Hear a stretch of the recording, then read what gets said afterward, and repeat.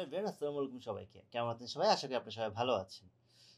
Sylhet strikers মুখোমুখি হচ্ছে খুলনা টাইগার্সের। এই ম্যাচটি খুলনা টাইগার্স এবং সিলেট স্ট্রাইকার্স ২ দলের জন্যই অনেক গুরুত্বপূর্ণ। তার অন্যতম কারণ হচ্ছে সিলেট স্ট্রাইকার্স এখন পর্যন্ত ৪ টা ম্যাচ খেলে তারা ১ টা ম্যাচ জিতেছে। অন্যদিকে খুলনা টাইগার্স তারাও এখন পর্যন্ত ৩ টা ম্যাচ খেলে তারা ২ টা ম্যাচ জিতেছে। সো তাদের পয়েন্ট ৪ পয়েন্ট। এখন এই ম্যাচ যদি আল্টিমেটলি সিলেট জিতে যায় তখন কিন্তু তাদের পয়েন্ট ৪ পয়েন্ট হয়ে যাবে। অর্থাৎ খুলনার সমান হয়ে যাবে। সো এটা একটা প্লাস পয়েন্ট। সিলেটের কিন্তু খুলনার সমান হয়ে যাওয়া মানে খুলনা কিন্তু এই টুর্নামেন্টের টপ 4 এ থাকার মতো একটা টিম। সো এটা অবশ্যই সিলেটের জন্য প্লাস পয়েন্ট হবে। এবং এই ম্যাচে যদি আপনি একটু ডিটেইলস দেখতে যান বা আমি যদি একটু ইনসাইট দেখতে যাই, বিশেষ করে খুলনা টিম এবং সিলেট টিমের মধ্যে যদি তাদের প্লেইং 11টা দেখতে যাই, সেক্ষেত্রে ফার্স্টে সিলেটের মধ্যে যেটা হচ্ছে, সিলেট আল্টিমেটলি তারা রাকিম কর্নওয়েলকে খেলাচ্ছে, তাকে খেলাবেই। সো ওপেনিংয়ে জর্জ মুন্সি সেও খেলছে ভালোই। সো তাকে আমার মনে হয় না ড্রপ দিবে। অন্যদিকে রনি তালুকদার আছে। রনি তালুকদার, অ্যারন জোন্স এবং রিচ টপলি ফরেন প্লেয়ার, এই ৪ জন খেলবে। আর দেশি প্লেয়ারদের মধ্যে রনি তালুকদার, জাকির হাসান, জাকের আলী অনিক, তানজিম হাসান সাকিব, নাহিদুলকে মেবি খেলাবে, যেহেতু নাহিদুল লাস্ট ম্যাচটা তো তার সে ভালো খেলেছে। সো আমার মনে হয় তাকে বাদ দিবে না। সো সে খেলছে। অন্যদিকে নিহাদুজ্জামানকে মনে হয় না এখানে চান্স দিবে। কারণ দেখেন, নিহাদুজ্জামান আলটিমেটলি খুব একটা যে ভালো করতে পেরেছে আগের ম্যাচে সেটা কিন্তু না। সো এদিক থেকে আলামিন মনে হয় আরেকবার চান্স পেয়ে যেতে পারে। আলামিন তার পারফরমেন্স খুব একটা আপ টু দ্য মার্ক না হলেও আলটিমেটলি সে তার যেহেতু খুব একটা ভালো ব্যাকআপ নেই, এই কারণে হয়তোবা তাকে খেলাবে। সিলেট টিমে আলটিমেটলি এক্সট্রা কোনো বলার আছে কিনা এখন পর্যন্ত সে আপডেটটা নেই। তারা বাংলাদেশের অনেক আন্ডার-19 প্লেয়ারই কিন্তু তারা বসে আছে, বা অনেক প্লেয়ারই, যেমন মুশফিক হাসানের কথা বলতে হয়, বা এরকম বেশ কিছু প্লেয়ার আছে যারা গত বিপিএলে খেলেছে কিন্তু এই বিপিএলে এখনও তারা কোনো দলে চান্স পায়নি। সো সেই সব প্লেয়ারগুলোর মধ্যে থেকে যদি কাউকে নেয় সেটা ডিফারেন্ট কথা। বাট আমার মনে হয় না এখন পর্যন্ত কাউকে অ্যাড করেছে। এরকম কোনো আপডেট এখন পর্যন্ত পাই নাই। সো তার কারণে আলটিমেটলি আমার মনে হয় আলামিনকে নিবে। তাদের রুয়েল মিয়া আছে। সো রুয়েল মিয়াকে আমার মনে হয় না খেলাবে, বিকজ অফ আলামিন খারাপ করলেও সে প্রায় সময় উইকেট নিয়ে আসে। সো এটা একটা কাজে দিতে পারে। এই ক্ষেত্রে সিলেটের হাতে আসলে অপশনও নাই। সিলেট যদি ফরেন প্লেয়ারের মধ্যে চেঞ্জ আনতে চায়, সেখানে আমার মনে হয় না খুব একটা চেঞ্জ আনার জায়গা আছে। কারণ লেফটি জর্জ মানসি থাকলে যেটা লাভ হচ্ছে, রাইটি লেফটি মিলে তারা একটা কম্বিনেশন রেডি করতে পারবে rather than Paul Stirling. So এটাও একটা প্লাস পয়েন্ট। অন্যদিকে খুলনার দিকে যদি আসি, খুলনার আলটিমেটলি যে সমস্যাটা, তারা হচ্ছে লাস্ট ম্যাচে তারা যেভাবে খেলেছে বা যে ধরনের পারফর্ম করেছে, সেখান থেকে তারা অবভিয়াসলি চাইবে ভালো একটা কামব্যাক দেওয়ার জন্য। এখন খুলনার আপনি যদি প্লেইং 11টা দেখেন, তাদের আলটিমেটলি দেশীয় প্লেয়ারদের ক্ষেত্রে মেহেদী হাসান মিরাজ তো থাকবেই, আবু হায়দার রনি থাকছে। আফিফকে তারা আসলে খেলাবে কিনা সেটা একটু চিন্তা করতে হবে। আফিফ আলটিমেটলি এখন পর্যন্ত পারফর্ম করতে পারে নাই। অন্যদিকে হাসান মাহমুদ থাকবে, ইমরুল কায়েস থাকছে, সাথে তারা নাইম শেখকে তো অবভিয়াসলি রাখবে, নাসুম আহমেদকে রাখবে। এখানে আমার মনে হয় তারা হয়তোবা একটা চেঞ্জ তারা করতে পারে। তারা যদি এখানে আফিফকে না খেলিয়ে রাব্বি যেহেতু এই দলে আছে, রাব্বিকে তারা একটা ম্যাচ ট্রাই করে দেখতে পারে। মাহমুদুল হাসান জয়ও, সেও বেঞ্চে বসে আছে। সো আমার মনে হয় এই দুইজনে একজনকে তারা খেলাতেই পারে চাইলে। অন্যদিকে যদি ফরেন প্লেয়ার দেখি, ফরেন প্লেয়ার তারা নওয়াজকে পাচ্ছে, নওয়াজের সাথে তারা আলটিমেটলি বশিস্তকে পাচ্ছে। এছাড়া তাদের আসলে ফরেন প্লেয়ারদের মধ্যে খুব একটা অপশন নেই। সো হয়তোবা আমরা এটাও দেখতে পারি তারা আলটিমেটলি 3টা প্লেয়ার নিয়ে খেলতে পারে। 3টা প্লেয়ার, ফরেন প্লেয়ার 3 জনকে নিয়ে, বশিষ্ট, নওয়াজ এবং আরেকজন প্লেয়ার তারা যে কাকে নিবে সেটাও কিন্তু তারা এখন পর্যন্ত শিওর না। তাদের কারণ আলটিমেটলি যে ধরনের তারা স্কোয়াড করেছে লাস্ট ম্যাচেও তারা কিন্তু পুরোপুরি প্লেয়ার, ফরেন প্লেয়ার নিয়ে খেলতে পারে নাই।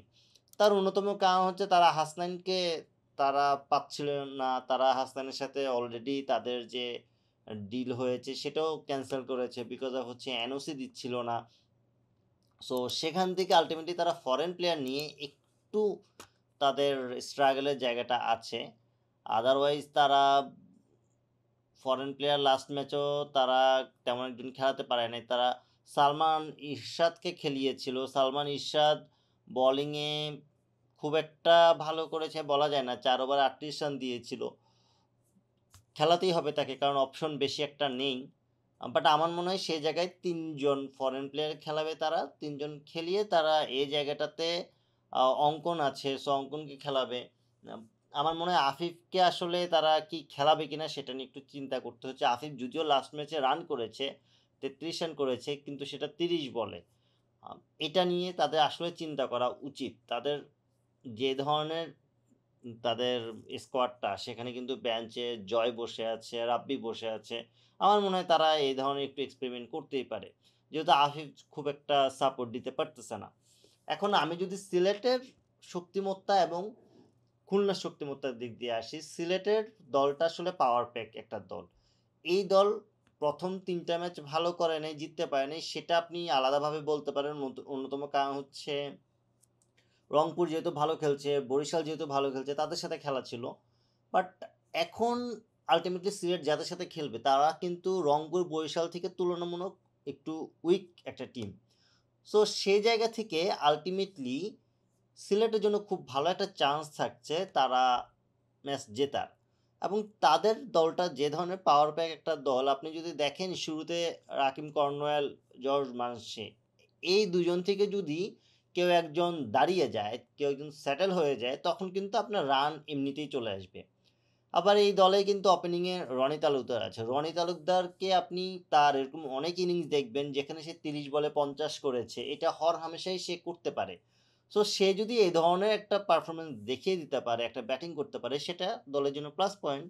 আবার জাকির হাসানও সেম। এখন দেখেন একটা প্লেয়ার যদি 30 বলে 50 করতে পারে, তাদের এই 30 বলে 50 করার মতো প্লেয়ার কয়জন আছে আপনি দেখেন।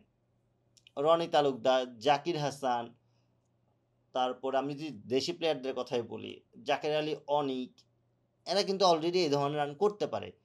আবার ফরেন প্লেয়ারে দেখেন অ্যারন জোন্স, দেন হচ্ছে জর্জ মানসে, তারপর হচ্ছে রাকিম কর্নওয়াল, এরাও সেম ধরনের ব্যাটসম্যানই। আরিফুলও ভালো ব্যাটিং করে। সো এই জায়গা থেকে আমার মনে হয় এটা খুবই টাফ হবে যে অপোনেন্টের জন্য। তাদের আবার একটা প্লাস পয়েন্ট হচ্ছে তারা যখন নাহিদুলকে ইনক্লুড করেছে, সেখানে কিন্তু নাহিদুলও ভালো ব্যাটিং করে। সো দেখেন তাদের ব্যাটিং অপশন 8 নাম্বার পর্যন্ত জেনুইন ব্যাটিং অপশন। 9 নম্বরে তাদের তানজিম হাসান সাকিব থাকতেছে। তানজিম হাসান সাকিব সেও কিন্তু একেবারে খারাপ ব্যাটিং করে তা না। তাকে আপনি আবু হায়দার, রনির আশেপাশে চিন্তা করতে পারেন। সো সেই জায়গা থেকে তাদের ব্যাটিংটা কিন্তু বিশাল লম্বা। বিশাল লম্বা দেখেই কিন্তু তারা আগের ম্যাচে জিততে পেরেছে। তাদের বোলিংটা নিয়ে একটু টেনশন, বিশেষ করে আলামিনকে নিয়ে বেশি টেনশন। আলামিন যদি ভালো করতে পারে সেক্ষেত্রে তাদের কাজটা অনেক ইজি হয়ে যাবে। খুলনা এদিক দিয়ে একটু সাফারার হবে। খুলনা আমার কাছে মনে হয় তাদের যদি টপ অর্ডার পারফর্ম না করতে পারে, লাইক উইল বশিষ্ঠ, দেন হচ্ছে অঙ্কন যেহেতু ফিনিশিংয়ে নামছে, অঙ্কনে একটা ভালো একটা পারফরমেন্স দিতে হবে, নাইম শেখকে একটা ভালো পারফরমেন্স দিতে হবে। সো ওই জায়গা থেকে আমার মনে হয় উইলিয়ান বশিষ্ঠকে একটা রান স্কোর করতে হবে, যেটা আসলে খুলনার কাজে দিবে। মেহেদী হাসান মিরাজকে এখানে পারফর্ম করতে হবে। তার ব্যাটিংটা খুব একটা যে ধরনের ব্যাটিং চাচ্ছিল সেটা এখন পর্যন্ত পাচ্ছে না। লাস্ট ম্যাচে খুব বাজে ব্যাটিং করছে। সো আমার মনে হয় এখানে খুলনা একটু সাফারার হতে যাচ্ছে। কারণ এই ম্যাচের প্রেডিকশানে আসলে আমি অবশ্যই খুলনা ভালো খেললেও আলটিমেটলি আমি এগিয়ে রাখবো সিলেটকে। আমার কাছে মনে হয় সিলেট একবার রিদমটা যেহেতু পেয়ে গেছে, তারা এটা কন্টিনিউ করতে পারবে এবং তাদের ক্ষেত্রে ম্যাচটা জেতার চান্সটা একটু বেশি। বাকিটা অ্যাকচুয়ালি মাঠে দেখা যাবে, আসলে মাঠে কারা প্ল্যানটা এক্সিকিউট করতে পারতেছে, ভালো খেলতে পারতেছে। কারণ আলটিমেটলি মাঠে যারা ভালো খেলবে তারাই জিতবে। আপনার মতে এই ম্যাচের প্রেডিকশন কি হতে পারে অবশ্যই কমেন্ট করে জানাবেন। ভিডিওটি ভালো লাগলে লাইক, কমেন্ট, শেয়ার এবং সাবস্ক্রাইব করে পাশে থাকবেন। আল্লাহ হাফেজ।